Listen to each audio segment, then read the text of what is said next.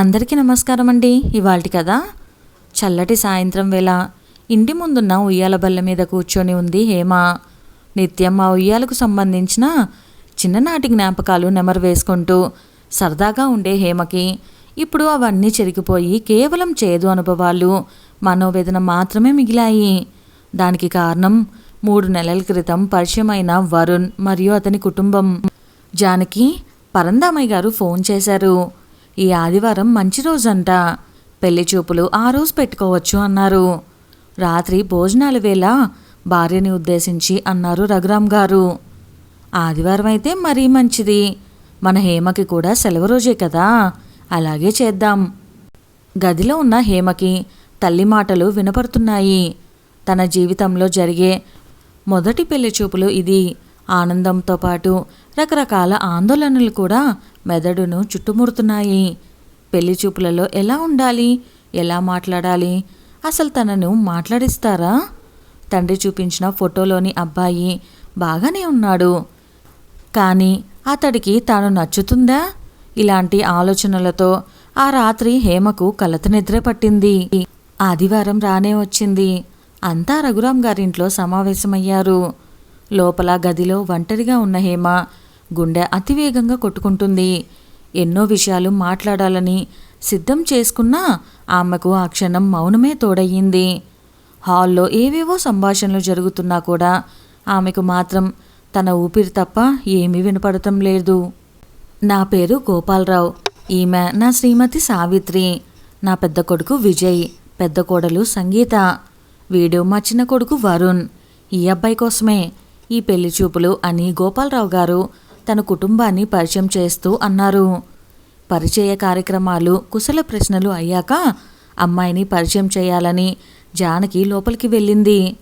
తల్లి రావటంతో హేమ గట్టిగా ఊపిరి పీల్చుకొని నిదానంగా హాల్లోకి అడుగులు వేసింది. మా అమ్మాయి హేమలత, పరిచయం చేశారు రఘురామ్ గారు. నమస్కారం అండి. వరుణ్ తల్లిదండ్రుల్ని ఉద్దేశించి హేమ పలికిన మొదటి మాట. అందరికీ కాఫీలు అందించిన అనంతరం తండ్రి పక్కనకు వచ్చి కూర్చుంది. తన గురించి తండ్రి చెప్తూ ఉన్నారు. హేమకి మాత్రం దించిన తల ఎత్తబుద్దవ్వలేదు. కాఫీ గ్లాసులు, చీరకట్టు, తల దించటం ఇవన్నీ సినిమాలో చూపించే ఓవర్ యాక్షన్ అని అనుకునే హేమకి అది అంతా యాదృచ్ఛికమని అప్పుడే అర్థమైంది. అందరి మధ్యలోకి వచ్చిన పావుగంట తర్వాత, అది కూడా అతి కష్టం మీద, తన కళ్ళద్దాల అంచు నుండి చాటుగా అరక్షణం పాటు వరుణ్ణి చూసింది. లేత నీలం రంగు చారల చొక్కా వేసుకున్న వరుణ్ చాలా హుందాగా ఉన్నాడు. పిల్లలిద్దరినీ మాట్లాడుకొనిద్దాం అన్న పెద్దలు అనటంతో వరుణ్, హేమలు బయట ఉన్న ఉయ్యాల బల్ల మీద చేరారు. హేమకు పెద్ద భారం తగ్గినంత ప్రశాంతంగా ఉంది. కేవలం తను వరుణ్ మాత్రమే ఉండటంతో ఇది వరకున్న భయం, బిడియం, మొహమాటం దూరమయ్యాయి. వరుణ్ ఎడమవైపు చివర్న కూర్చుంటూ హేమని చిరునవ్వుతో పలకరించి చుట్టూ చూడసాగాడు. అతడు కూడా తనలాగే మొహమాట పడుతున్నాడని అర్థం చేసుకున్న హేమ మరో చివర్న కూర్చుంటూ, హాయ్, నా పేరు హేమ, మీ ఫోటోని వారం క్రితమే చూశాను అంది. హాయ్, నేను వరుణ్, ఆ ఫోటో 6 నెలల క్రితందిలేండి నవ్వేస్తూ అన్నాడు వరుణ్. ఫోటోలో కంటే ప్రత్యక్షంగానే బాగున్నాడు అని హేమ అనుకుంటూ, ఎక్కడ జాబ్ చేస్తున్నారు మీరు, ఏ ఊర్లో అని అడిగింది. హెచ్సిఎల్లో అండి, హైదరాబాద్లో చేస్తున్నాను. ప్రస్తుతం వర్క్ ఫ్రమ్ హోమే నడుస్తుంది. కాలేజీ రోజుల నుండి 6 ఏళ్లుగా హైదరాబాద్లోనే ఉన్నాను. ఇంకా తన కుటుంబం గురించి, స్నేహితుల గురించి, అభిరుచుల గురించి ఎన్నో విషయాలు చెప్పుకొచ్చింది హేమ. హేమ మాటలు వరుణ్కి చాలా ఉపశమనాన్నిచ్చాయి. తను కూడా బదులిస్తూ తన దినచర్య, అలవాట్ల గురించి వివరించాడు. అలా వాళ్ళిద్దరూ దాదాపు అరగంట పైగా మాట్లాడుకున్నారు. నిజం చెప్పనా హేమ, పెళ్లి చూపులంటే ఏదో వస్తాం, చూసుకుంటాం, వెళ్ళిపోతాం అనుకున్నా, కానీ మీరు ఇంతసేపు మాట్లాడతారని నేను ఊహించలేదు. నాకు కూడా ఎలా మొదలు పెట్టాలో, ఏం మాట్లాడాలో అని భయపడుతూనే వచ్చాను, కానీ మీరు నాలో కొత్త ధైర్యం నింపారు అని మనస్ఫూర్తిగా అన్నాడు వరుణ్. నాకు మాత్రం కొత్త వ్యక్తితో మాట్లాడినట్లు అనిపించలేదు. అంతా మంచి జరగాలని అనుకుందాం అని హేమ చెప్తుండగా లోపల నుండి నవ్వులు వినిపించేసరికి ఇక లోపలికి వెళ్దామా అని వరుణ్ అనటంతో అయిష్టంగానే అతడిని అనుసరించింది. మరి కొంతసేపు మాట ముచ్చట్లు అయ్యాక గోపాలరావు గారు ఏ విషయము మళ్ళీ కబుర్ చేస్తామని అంతా సెలవు తీసుకున్నారు. 3 రోజుల అనంతరం రఘురాం గారు పరుగులాంటి నడకతో కూతురు దగ్గరికి వచ్చి, హేమా, నువ్వు వాళ్ళకి నచ్చావంట, మనతో సంబంధం వాళ్ళకి సమ్మతమే అంట. హేమకి కూడా వరుణ్ నచ్చాడని తెలుసుకున్న రఘురాం గారింట్లో పెళ్లి సందడి మొదలైంది. కానీ నిశ్చితార్థానికి మరో 3 నెలల్లో ముహూర్తాలు లేనందున అంతా ఎదురు చూడాల్సి వచ్చింది. పెద్దల అంగీకారంతో వరుణ్, హేమలు ఫోన్లో మాట్లాడుకోవటం మొదలుపెట్టారు. హేమ, పెళ్ళైనా కూడా మా అన్నయ్య నేను కుటుంబంతో పాటు ఉమ్మడిగా ఉండాలనేదే మా కోరిక. వేరే కాపురం, విడిగా ఉండటం అనే ఆలోచన మాకు లేదు. హేమకి కూడా తనకు కాబోయే అత్తగారు, తోడికోడలు నిదానస్తులుగానే అనిపించి తనకి కూడా అందరితో ఉండటం ఇష్టమే కనుక వరుణ్ చెప్పిన దానికి అభ్యంతరం చెప్పలేదు. వరుణ్ 10 నిమిషాలాగి మళ్ళీ ఫోన్ చేశాడు.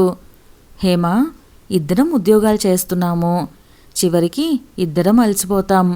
నువ్వు కొన్నాళ్ళు ఉద్యోగం మానేస్తే మనకంటూ కొంత సమయాన్ని కేటాయించుకోగలం. నేను చెప్పేది కొంచెం శాంతంగా ఆలోచించి నీ అభిప్రాయం చెప్పు అని ముగించాడు. అంతవరకు హుషారుగా మాట్లాడిన హేమకి వరుణ్ మాటలతో గుండె అదిరిపోయింది. వేరే వేరే నగరాల్లో ఉండి ట్రాన్స్ఫర్ల కోసం ఎదురు చూస్తున్నా కూడా ఎంతో ఓపికగా కలిసిమెలిసి ఉంటున్న తన కొలీగ్స్ని చూస్తూనే ఉంది. వరుణ్ది తనది ఒకే ఊర్లో ఆఫీస్ కాబట్టి ఉద్యోగం విషయంలో ఎటువంటి అభ్యంతరం చెప్పరు అనే తాను నమ్మింది. ఇప్పుడు వరుణ్ చెప్పిన మాటలకు హేమ కలవరపడుతుంది. కానీ ఆలోచిస్తే అతను చెప్పిన మాటలు కూడా సబబుగానే తోచింది హేమకి. ఇన్నేళ్ళు ఇష్టమో కష్టమో చేసింది. కొన్నాళ్ళు ఇంటి పట్టున ఉండి వరుణ్తో సమయం గడుపుతూ అతని ప్రేమని పొందవచ్చని ఒక నిర్ణయానికి వచ్చింది. అదే విషయాన్ని వెంటనే వరుణ్కి తెలియజేసింది. నువ్వు నిజంగా నాకు బాగా నచ్చేశావు హేమా, ఇంత తేలిగ్గా ఒప్పుకుంటావు అనుకోలేదు. నువ్వు ఖచ్చితంగా మా ఫ్యామిలీతో తేలిగ్గా కలిసిపోగలవు. అతని మాటల్లో మొదటిసారి తన మీద అభిమానంతో కూడిన ప్రేమ కనిపించేసరికి హేమ చాలా ఆనందపడింది. ఆ తర్వాత వరుణ్ తల్లి సావిత్రి మాట్లాడుతూ, ఎలా ఉన్నావు హేమా? ఏమంటున్నాడు మా వాడు? నీకు వాడి ఫోటో కావాలని తెగ ఆరాటపడ్డావంట. వాడు నవ్వితే బాగుంటాడని కూడా అన్నావంట. బాగానే అలవాటయ్యాడనమాట మా అబ్బాయి నీకు. అసలు సంగతి ఏంటంటే మా అన్నయ్య గారి కుటుంబం నిన్ను చూడాలి అనుకుంటున్నారు. పెళ్లి చూపుల రోజు కుదరలేదు. అందుకే ఈ ఆదివారం నాడు వాళ్ళని తీసుకొని మీ ఇంటికి వస్తాము. ఇందాకే మీ నాన్నగారికి ఈ విషయం చెప్పాము. మరి ఉంటానేం? ఆదివారం రోజు కలుద్దాం. మర్చిపోయాను, ఆ రోజు ఎరుపు రంగు చీర కట్టుకో, నాకు ఒకలాంటి సెంటిమెంట్ అది అని చెప్పి ఫోన్ కట్ చేసింది. ఆవిడ మాటలకు హేమ కొంచెం ఇబ్బంది పడ్డా తనకి వరుణ్ణి మరోసారి చూసే అవకాశం రాబోతుందని తెలిసి తెగ సంబరపడిపోయింది. ఆ మరుసటి రోజంతా హేమ కాబోయే అత్తగారు చెప్పినట్టు ఎర్రచీర సిద్ధం చేసుకోవటంలో మునిగిపోయింది. ఆదివారం నాడు సుమారు 10-15 మంది రావచ్చని రఘురాం కుటుంబం భావించారు. కానీ ఆశ్చర్యం, 5 కార్లతో 30 మంది పైగా వచ్చారు.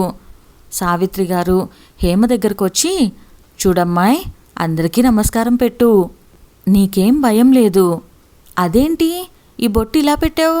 కాస్త చిన్నదిగా ఉండాలి. ఈ చెవి చుమ్కాలు కొంచెం పెద్దవి వేసుకోవాల్సింది. సరే పోనీలే, వాళ్ళు వచ్చేశారు, వెళ్దాం పదా అని కూడా తీసుకువెళ్ళింది. అప్పటికే అంతమందిని చూసి భయపడుతున్న హేమకి ఆ మాటలు ఇంకాస్త గందరగోళాన్ని గురి చేస్తున్నాయి. ఆవిడ అందరినీ పేరు పేరున పరిచయం చేస్తూ వెళ్తుంది. హేమకి అంతా బెరుగ్గా ఆందోళనగా ఉంది. వరుణ్ కూడా వీళ్ళ గురించి ఏమీ చెప్పలేదు. అతడి వైపు చూసింది. వరుణ్ ఒక చివర్న ఫోన్ చూసుకుంటూ కూర్చున్నాడు. రఘురాం దంపతులు వచ్చిన వాళ్ళకి టీ, స్నాక్స్ అందించటంలో మునిగిపోయారు. తన వయసు వాళ్ళే ఒక 3 అమ్మాయిలు కనిపించారు హేమకి. కానీ వాళ్ళు పెద్దగా ఏమీ మాట్లాడకపోయేసరికి హేమ కూడా మౌనం వహించింది. ఆ రోజు తనకి వరుణ్తో మాట్లాడే అవకాశమే రాలేదు. ఆనాటి కార్యక్రమం ముగిసి అంతా సెలవు తీసుకున్నాక సావిత్రి హేమతో, వెరీ గుడ్, బాగానే నేర్చుకున్నావులే. ఇలానే నేను చెప్పిన మాటలు విను, సరేనా అని నవ్వుతూ వెళ్ళిపోయింది. ఆ రోజంతా హేమ అసంతృప్తిగానే గడిపింది. ఆ తర్వాత రోజు హేమ ఆఫీస్ పని చేసుకుంటుండగా ఫోన్ మోగింది. కట్ చేద్దాం అనుకుంటుంటే చేస్తున్నది వరుణ్. వెంటనే లిఫ్ట్ చేసి, హలో వరుణ్, ఏం చేస్తున్నావు? నేను హేమ. సావిత్రి గొంతు వినపడేసరికి హేమ అప్రమత్తమయ్యింది. ఈరోజు సాయంత్రం నీ చేత చీరలు కొనిపిస్తా, 6 నేను చెప్పిన షాప్ దగ్గరికి వచ్చేసాయి అని చెప్పేసరికల్లా హేమ ఆలోచనలో పడింది. తన తల్లిని పిలవలేదు. పోనీలే, ఆవిడతో షాపింగ్ ఎలా ఉంటుందో చూడొచ్చని సిద్ధమైంది. పెద్ద బట్టల షాప్ ముందు కార్ దిగింది హేమ. వెంటనే వరుణ్ నుండి మెసేజ్, నేను రావటం లేదు హేమ, కాల్స్ ఉన్నాయి, అమ్మా నాన్న వస్తున్నారు, నువ్వు మేనేజ్ చేసే అని అంటున్నాడు. హేమకి కొంచెం నిరాశగా ఉన్నా పైకి వ్యక్తపరచలేదు. వరుణ్ తల్లిదండ్రులను కలిశాక ముగ్గురు లోపలికి వెళ్ళారు. హేమ కోసం బట్టలు అని చెప్పిందే కానీ సావిత్రి మాత్రం తన అభిప్రాయాన్ని అడగలేదు. ఆవిడ చూసినవే బాగున్నాయి అని, అవే హేమకి బాగుంటాయని హేమను ఒప్పించేసింది. మొత్తానికి ఏదో కొన్నామనిపించుకున్నారు. బయటకు వచ్చాక సావిత్రి, ఛీ, ఈ షాప్లో ఏమీ బాగోలేవు, ఎందుకొచ్చామో ఏంటో, నిశ్చితార్థానికి పెళ్ళికి మాత్రం బట్టల కోసం వరంగల్కే వెళ్దాం అని చెప్పుకుంటూ పోతుంది. హేమకు మాత్రం అంతా గజిబిజిగా ఉంది. ఏమీ మాట్లాడకుండా ఇంటికి వచ్చేసింది. ఆ రోజు రాత్రి, ఏం చేస్తున్నావు వరుణ్? ఇదిగో పక్క బట్టల కింద వేసి సర్దుతున్నాను, ఇక పడుకోవటమే. కింద? అదేంటి, మంచం లేదా? హా, అమ్మా నాన్న మంచం మీద పడుకుంటారు, మేము కింద బదులిచ్చాడు వరుణ్. హేమకి అసలేం జరుగుతుందో అర్థం అవ్వట్లేదు. నువ్వు కింద? నేను కాదు, మేము, నేను, అన్నయ్య, వదిన కూడా కిందే పడుకుంటాం అని అనటంతో హేమకు విషయం అర్థమైంది. అంటే అందరూ కలిసి ఒకే గదిలో పడుకుంటారన్నమాట. వీళ్ళది 2 పడగ గదులు గల విశాలమైన ఇల్లు అని తండ్రి చెప్పటం ఆమెకు గుర్తుకొచ్చింది. వరుణ్ సంగతి ఎలా ఉన్నా వాళ్ళ అన్నయ్య వదినలకు పెళ్ళయి 5 ఏళ్ళయింది. వాళ్ళకు కూడా ఈ నియమం వర్తిస్తుందా? హేమకి తన భవిష్యత్తు అంతా శూన్యంగా కనిపిస్తుంది. అయినా కూడా ఆవేశంలో నిర్ణయం తీసుకోవద్దని, ఈ విషయమై మెల్లగా వరుణ్తో మాట్లాడొచ్చని ఊరుకుంది. వరుణ్నే గమనిస్తున్న సావిత్రి గారు ఫోన్ తీసుకొని, ఏంటి హేమ, ఇంకా పడుకోలేదా? లేదా అంటే, ఇప్పుడే మా భోజనాలు అయ్యాయి, మీరు తిన్నారా? మా భోజనాలు ఎప్పుడో అయిపోయాయి, మేము ఈ పాటికి పడుకుండిపోతాము. నువ్వు కూడా రేపటి నుండి త్వరగా తినేసి పడుకో, నీ కూడా అలవాటవ్వాలి కదా. గుడ్ నైట్ అని చెప్పి ఫోన్ పెట్టేసింది. ఈ సంఘటన అయ్యాక వరుణ్తో యాంత్రికంగానే మాట్లాడుతుంది తప్ప ఇదివరకటికి అభిమానం చూపించలేకపోతుంది హేమ. ఆ పైవారం ఇరు కుటుంబాలు గుడికి వెళ్లే కార్యక్రమం పెట్టుకున్నారని తెలుసుకున్న హేమ ఈసారి ఎలాగైనా వరుణ్ని తనకు కాబోయే అత్తగారిని ఆకట్టుకోవాలనే ఉద్దేశంతో మంచి బట్టలు, చెవి జుంకాలు కొనుక్కొని తెచ్చుకుంది. అనుకున్న రోజు రానే వచ్చింది. ఉదయం 10ంటికి వచ్చిన వరుణ్ కుటుంబం గుడికి వెళ్ళి దర్శనం చేసుకొని రఘురాం గారి ఆహ్వానం మేరకు మధ్యాహ్నానికల్లా వారింటికి చేరారు. భోజనాలయ్యాక అందరూ పెరట్లో ఉయ్యాల బల్ల దగ్గరకు చేరారు. ఆటపాటలతో ఇరు కుటుంబాలు చాలా సందడిగా గడిపారు. సాయంత్రం టీ, పలహారాలు కూడా ముగించుకొని గోపాలరావు గారి కుటుంబం సెలవు తీసుకున్నారు. సరదాగా గడిచిపోయిన ఆ రోజును తలుచుకొని హేమ గతంలో జరిగిన గందరగోళాన్ని మర్చిపోయింది. వెంటనే ఫోన్ తీసుకొని, ఈరోజు చాలా హ్యాపీగా ఉంది వరుణ్, ఇంటికి చేరగానే చెప్పు అని మెసేజ్ చేసింది. గంట అయ్యాక వరుణ్తో కాల్లో, ఇంటికి వెళ్ళిపోయారా వరుణ్? హాయ్ హేమ, ఇప్పుడే వచ్చాం. నాకు ఈరోజు చాలా సంతోషంగా ఉంది వరుణ్, ముఖ్యంగా మధ్యాహ్నం ఆడిన ఆటలు. ఇంకా ఏదో చెప్తుంటే, ఒక్క నిమిషం ఆగు హేమ, మళ్ళీ చేస్తాను అని కట్ చేశాడు. చెప్పినట్టే 10 నిమిషాలకు వరుణ్ కాల్ చేశాడు. ఈరోజు నువ్వు వేసుకున్న బట్టలు అస్సలు బాగలేదు హేమ, ఇంకోసారి ఇలా వేసుకోకు అన్న వరుణ్ మాటలకు హేమ మనసు చివుక్కుమంది. వాళ్ళ పద్ధతులన్నీ అర్థం చేసుకొని సాంప్రదాయంగా ఉంటుందనే ఆచితూచి ఎంచుకున్నా కూడా బాలేదు అనటం హేమ సహించుకోలేకపోయింది. ఎందుకు వరుణ్, ఏదైనా అసభ్యంగా ఉందా? అదేం లేదు, ఇంకోసారి ఇలా వేసుకోకు అంతే అని ఈసారి కొంచెం గట్టిగానే చెప్పి ఫోన్ పెట్టేశాడు. హేమకి ఏం అర్థం అవ్వలేదు. అంతా శూన్యంగా ఉంది. సాఫ్ట్వేర్ ఉద్యోగం చేస్తున్నా కూడా ఏనాడు అసభ్యకరంగా బట్టలు వేసుకోదని తనకి పేరు. అందులోనూ పెళ్లికి సంబంధించిన విషయం కాబట్టి ఇంకా జాగ్రత్త పడింది. ఇందులో వాళ్ళకేం నచ్చలేదో అర్థం కాలేదు హేమకి. ఆలోచనలో ఉండగానే వరుణ్ నుండి ఫోన్ వస్తుంది. ఏంటి వరుణ్, ఏమీ చెప్పకుండా పెట్టేశావు? దిగులు పడుతూనే మాట్లాడుతుంది హేమ. నేను హేమ. అవతల సావిత్రి గొంతు. హాయ్ ఆంటీ అన్యమనస్కంగానే చెప్పింది హేమ. చూడు హేమ, ఇంకోసారి ఇలాంటి బట్టలు వేసుకోకు. అసలేమీ బాగోలేదు.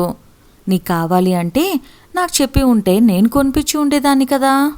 నాకు తెలిసిన షాప్లో ఇంతకంటే మంచివి తక్కువలో వస్తాయి. ఆ బట్టలకు జుమ్కాలకి ఎంత ఖర్చు పెట్టి ఉంటావో అని దాదాపు నిలదీసినట్టే చెప్పేసి ఫోను కొడుక్కి ఇచ్చి వెళ్ళిపోయింది. హేమకు ఏడుపు ఆగలేదు. వరుణ్, నేను సెలెక్ట్ చేసుకున్న దానిలో తప్పేముంది? నాకు తెలిసి ఇది మరీ అంత పిచ్చిగా లేవు. మన ఇళ్లల్లో సాధారణంగా వేసుకునేవే. ఇందులో మీ అమ్మగారు ఇంతలా తప్పు పట్టాల్సిన అవసరం ఏముంది? కారణం చెప్తేనే కదా నాకు అర్థమయ్యేది. ఏంటి హేమా, ఇంత చిన్నదాని గురించి అంతలా మాట్లాడుతున్నావు? మా అమ్మ సొంత కూతురికి చెప్పినట్లు చెప్పుకుంది. ఇందులో ఆవిడ్ని తప్పు పడుతున్నావేంటి? తప్పు పట్టడం కాదు వరుణ్, నాకు కూడా కొన్ని అభిప్రాయాలుంటాయి. వాటిని కూడా గౌరవించమని చెప్తున్నాను. నాకు తెలిసినంతలో కుటుంబ సమావేశాలలో ఎంత సాంప్రదాయంగా ఉండాలో అలాంటి వాటిని వేసుకున్నాను నేను. ఒకసారి చెప్తే నీకెందుకు అర్థం కాదు? బాలేదు అని అంటున్నా కదా, అదే అడుగుతున్నాను. ఎందుకు బాలేదు? మీకోసం ఉద్యోగం మానేయాలి, ఉమ్మడి కుటుంబంలో ఉండాలి, మీకు నచ్చిన చీరలే కొనుక్కోవాలి, ఆఖరికి ఇంట్లో వేసుకునే బట్టలు కూడా మీ ఇష్ట ప్రకారమే వేసుకోవాలంటే ఎలా వరుణ్? నేను కూడా ఉద్యోగం చేస్తూ నలుగురిలో ఉండేదాన్ని. నాకంటూ కొన్ని అభిప్రాయాలు ఉంటాయని మీరెందుకు అర్థం చేసుకోరు? ఇంత సాధారణ విషయం మీకెందుకు అర్థం అవ్వట్లేదు? కొంచెం ఆవేశంగానే అడిగింది హేమ. నువ్వు మా అమ్మని చాలా తప్పుగా అర్థం చేసుకుంటున్నావు హేమ. ఆమె అభిప్రాయం నీతో పంచుకోవటంలో తప్పేముంది? ఇంత చిన్నదానికి నువ్వెందుకు ఇంత రాద్ధాంతం చేస్తున్నావు? ఇది నాకు మాత్రం చిన్న విషయం కాదు వరుణ్. నేను మీ అమ్మగారిని కాదు. నువ్వే నన్ను అర్థం చేసుకోలేకపోతున్నావు. నా జీవితంలో ఎవరు నన్ను ఇంతలా ఎదిరించలేదు హేమ. మంచి పిల్లవి, అర్థం చేసుకుంటావని అనుకున్నాను, కానీ ఇంకా ఏదో చెప్పబోతున్న వరుణ్ ఫోన్ని కట్ చేసేసి తల్లి ఒడిలో చేరి బోర్న ఏడ్చేసింది హేమ. ఇన్ని రోజులు సావిత్రి గారి ప్రవర్తన గమనిస్తున్న హేమ తల్లి కూడా కలవరపడింది. ఆడపిల్ల వాళ్ళమని కూతురికి ఎలాగో అలాగా సర్ది చెప్పుకుంటూ వచ్చింది. కానీ పరిస్థితి మరీ దారుణంగా ఉండటంతో తాను కూడా తట్టుకోలేకపోతుంది. హేమ వెంటనే వరుణ్ నెంబర్ని బ్లాక్ చేసేసి ఆ రోజంతా ఏడుస్తూనే ఉంది. వరుణ్, హేమ మళ్ళీ మాట్లాడిందా? ఏమంటుంది పిల్ల? కొడుకుని అడిగింది సావిత్రి. లేదమ్మా, నిన్నటి నుండి మాట్లాడలేదు. నేను ఫోన్ చేసినా కూడా ఎత్తట్లేదు అంతే.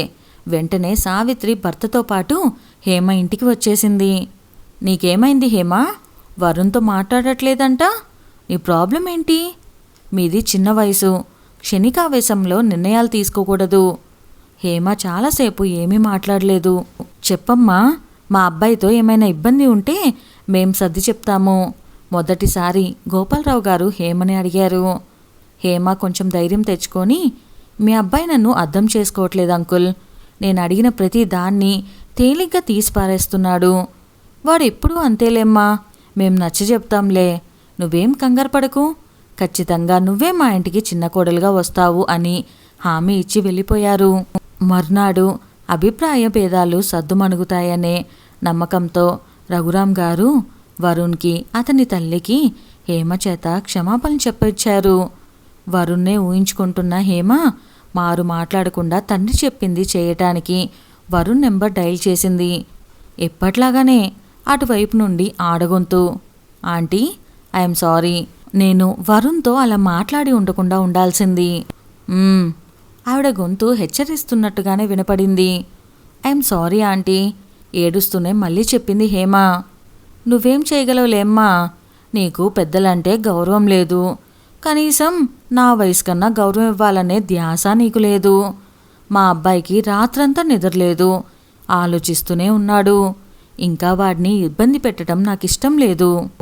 నాకు గౌరవం లేని చోట వాడికి కూడా ఉండటం ఇష్టం లేదు. నేను చెప్పేది నీకు అర్థమైందనుకుంటా అని తీవ్రంగా చెప్పి పెట్టేసింది సావిత్రి. హేమ గుండె బద్దలైంది. ఏం చేసింది తాను? తన తప్పు లేకపోయినా కూడా సంధి కుదుర్చుకోవటానికి క్షమాపణలు కోరింది. ఈనాటి కోడళ్ళు చాలామంది అత్తగారికి తిండి కూడా పెట్టరే. అలాంటిది వాళ్ళు చెప్పినవన్నీ రెండోసారి చెప్పించుకోకుండా అంతా అనుసరించింది. అన్నిటికీ తోడు నువ్వు మీ తోడుకోడలు కలిసి ఉండాలి. నీకేం ఇబ్బంది ఉన్నా ఆమెను అడగచ్చు అని సావిత్రి చెప్పిన మాటలు గుర్తొచ్చాయి. హేమ ఈ మనస్పర్ధల గురించి ఆమెతో మాట్లాడే ప్రయత్నం చేసినా కూడా సంగీత ఏమీ మాట్లాడలేదు. దాదాపు సమవయస్కురాలైన హేమని ఓదార్చే ప్రయత్నం కూడా చెయ్యలేదు సంగీత. వాళ్ళు వచ్చిన నాళ్ళు ప్రేమగా భోజనం వడ్డిస్తూ వాళ్ళ ఆశీర్వాదాలు తీసుకునేది హేమ. అలాంటిది నీకు పెద్దలంటే గౌరవమే లేదు అన్న ఆవిడ మాటలు తలుచుకున్నప్పుడల్లా దుఃఖం ఆగట్లేదు.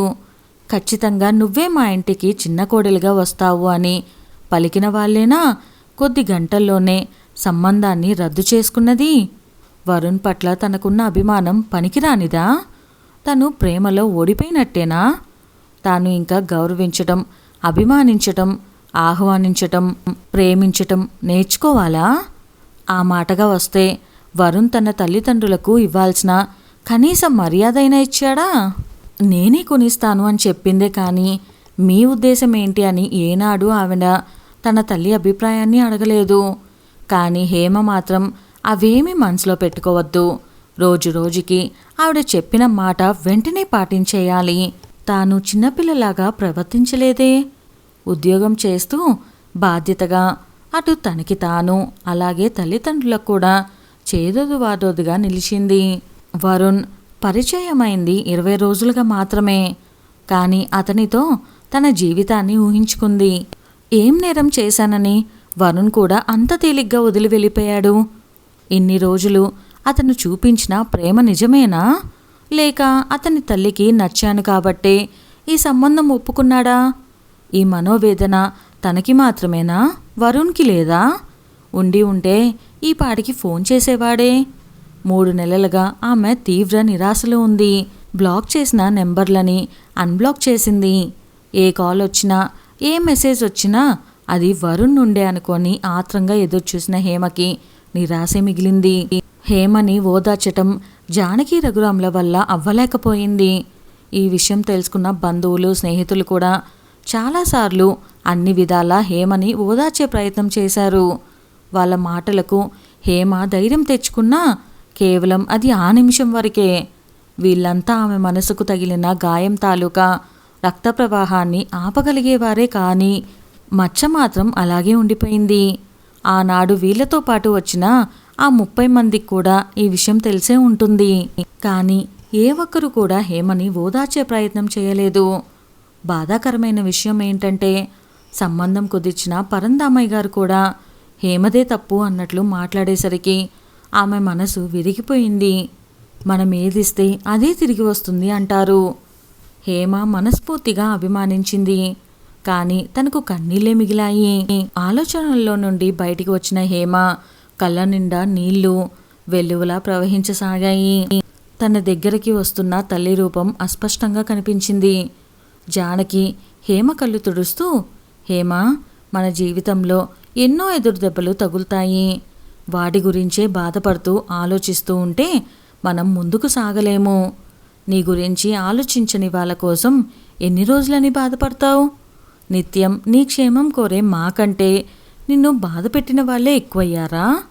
మా గురించి ఆలోచించకపోయినా పర్వాలేదు, కానీ గతాన్ని తలుచుకుంటూ నిన్ను నువ్వు కోల్పోకూడదు. ఇంతకంటే నేనేమి చెప్పలేను. ఒకటి మాత్రం గుర్తుపెట్టుకో హేమా, నువ్వు బాధపడుతూ ఉంటే మేం మాత్రం ప్రశాంతంగా ఉండలేము. ఆడపిల్లకు పెళ్లి చేసి అత్తవారింటికి పంపాలని ప్రతి తల్లిదండ్రుల కోరిక. కానీ పెళ్లి కంటే ముందు ప్రతి అమ్మాయి ఆత్మవిశ్వాసం, ఆర్థిక స్వేచ్ఛ, ఆత్మ గౌరవం, మనోధైర్యం అనే వాటిని తనకి తాను ప్రతిజ్ఞ చేసుకోవాల్సినవి. కథ పేరు నాతి చరామి. ఈ కథ కనుక మీకు నచ్చినట్లయితే వీడియోని లైక్ చేయటం మర్చిపోకండి. అలానే మరెన్నో మంచి మంచి కథలు మన ఛానల్లో ఆల్రెడీ ఉన్నాయి. ఒకసారి ఎవరైనా మిస్ అయితే వెంటనే వినేయండి. ఇంకా ఎవరైనా మన ఛానల్ని సబ్స్క్రైబ్ చేసుకోలేదా, వెంటనే సబ్స్క్రైబ్ చేసుకొని బెల్ ఐకాన్ని క్లిక్ చేసేయండి. Stay tune. Thank you. Bye bye.